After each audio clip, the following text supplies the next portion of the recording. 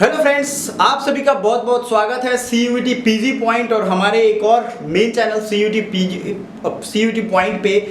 देखो, ये हमने पीजी के लिए यानी एमए, एमएसडब्ल्यू या एमपीएमआईआर, एमए का सभी ग्रुप्स के लिए पीजी पॉइंट चैनल अलग से बना दिया है ताकि आपको डेडिकेटेड सभी इंफॉर्मेशन एक साथ मिले। अब मास्टर ऑफ सोशल वर्क जो है department of sociology special free courses के अंतर्गत आता है बीएचयू में। बनारस हिंदू यूनिवर्सिटी से मैंने खुद पढ़ाई की है, टॉप रैंकर रहा हूं, वहां से ऑल इंडिया रैंक 1 था मेरा।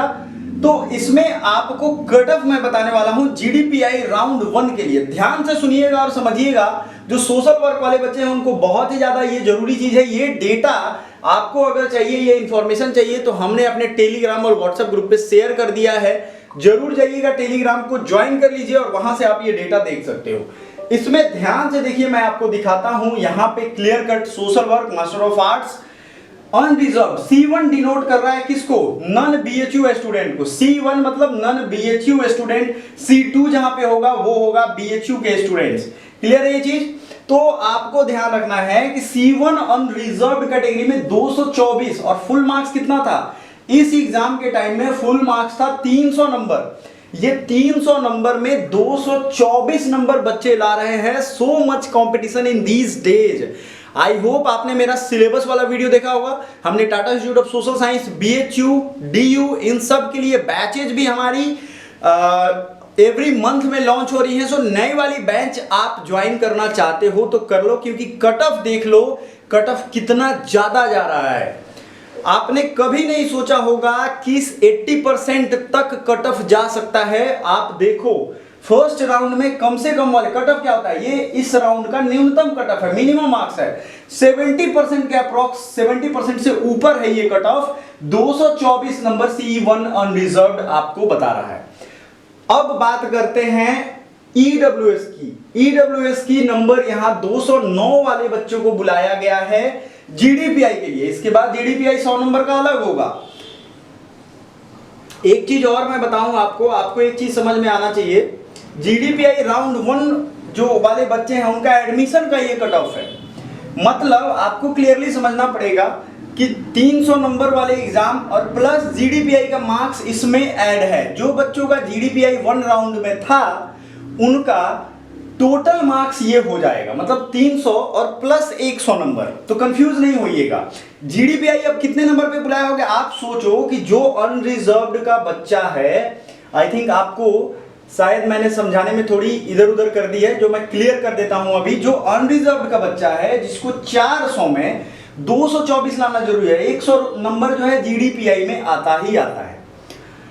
पहले राउंड में जितने बच्चों को कॉल लेटर आया है, वो कॉल लेटर कहां आता है? वो किसी कट ऑफ में सामने नहीं दिखेगा, वो कॉल लेटर आता है आपके अपने पोर्टल पे। समझ में आया? पोर्टल पे आपको अपना कॉल लेटर दिखेगा। जब फाइनल एडमिशन के लिए कॉल आया है तो उस बच्चे का नंबर है अनरिजर्व कैटेगरी में 224। इतने पे आपको पेमेंट करने का ऑप्शन। ईडब्ल्यूएस वाले को 209, ओबीसी का 192, पीडब्ल्यूडी का 109, है ना, एससी कम्युनिटी का 148 नंबर पे भी आया है और एसटी में 59 मार्क्स पे आया है। आप इस चीज को जरा ध्यान से समझो कि आपके लिए जीडीपीआई मतलब तैयारी होने के बाद, आपको पूरी तैयारी के बाद जीडीपीआई भी तैयार करना उतना ही आवश्यक हो जाता है। उसके बाद आप एडमिशन के लिए एलिजिबल यहाँ पे हो गए। आप ये सोचोगे कि नहीं चलो चलते हैं, पढ़ते हैं, काम चला लेंगे, तो वो नहीं हो पाएगा, क्योंकि कट ऑफ का बहुत रेंज आपको यहाँ दिखेगा। हर साल सिलेबस क्या होता है ये तो हमने डाल दिया है, आपको तैयारी अभी से करना है। बाकी अगर एमपीएमआईआर और भी कोर्सेज का हम लेकर के आएंगे आपके लिए। एमपीएमआईआर वाले बच्चों के लिए हम दिखा देते हैं आपको, उनके लिए कट ऑफ का क्या रहता है। Tourism and travel management MBA का भी इस पीडीएफ में दिया हुआ है।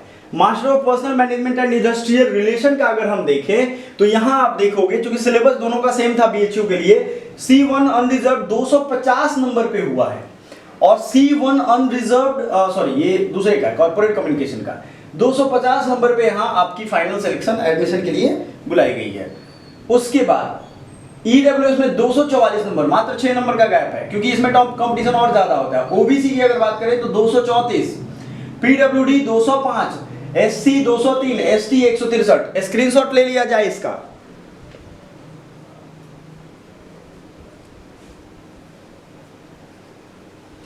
तो आप समझ लो कि MPMIR और MSW, अगर आपको प्लेसमेंट चाहिए, आप में टैलेंट है, स्किल है, पहली बात तो प्लेसमेंट सब किसी को नहीं मिलती है, ये आप दिमाग से निकाल दो।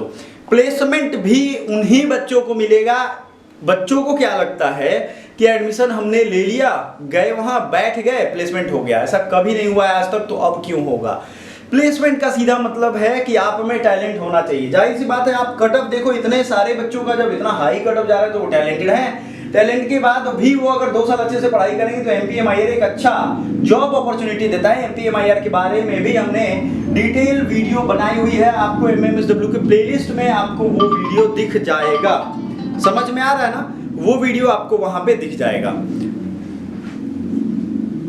अब थोड़ा एक चीज और ध्यान से देखो आप, बहुत सारे ऐसे कोर्सेज हैं। ये तो राउंड 1 का आपको आ रहा है, इसमें सिर्फ C1 वाले बच्चों का है, यानी जो आपके वो बच्चे हैं जो नॉन BHU कोटा के हैं। BHU कोटा वाले को थोड़ा रिलैक्सेशन मिलता है 2 साल तक। अगर आप रहते हो, मान लो आप 2024 में पास आउट हो, 2026 तक आपको एडमिशन लोगे तभी रिलैक्सेशन मिलेगा, नहीं तो नहीं मिलता है।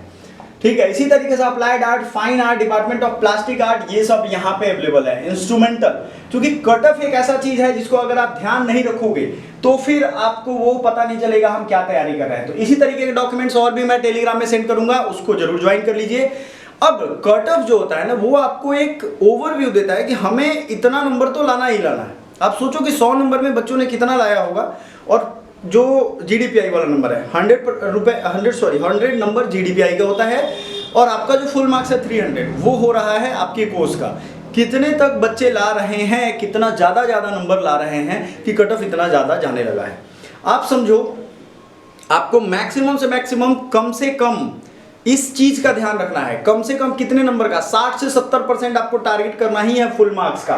अदरवाइज अब उसके बिना गुजारा नहीं है। बच्चे पढ़ रहे हैं, और खास करके SSC वाला जो सिलेबस SSC टाइप दे दिया है, तो वहां पे उनका बचना थोड़ा मुश्किल हो जा रहा है। उनको लीड मिल जा रही है जो भी बच्चे। तो आप सबसे पहले क्या करोगे, सिलेबस देखोगे। प्रीवियस ईयर क्वेश्चन भी हमने सॉल्व करवाया है हमारे चैनल, दोनों चैनल पे आपको अलग अलग प्लेलिस्ट मिल जाएंगे। लेकिन PG के लिए हमने PG पॉइंट जो डेवलप किया है, आप उसका फायदा उठाओ, आप उस पर जाओ, उससे पढ़ो, वहां से आप डेवलप्ड एक थॉट डेवलप करो कि हमें कहां से पढ़ना है। अपने से भी अगर तैयारी कर रहे हो तो बुक लिस्ट हमने बताया हुआ, वहां से आप कर सकते हो। समझ में आ गया।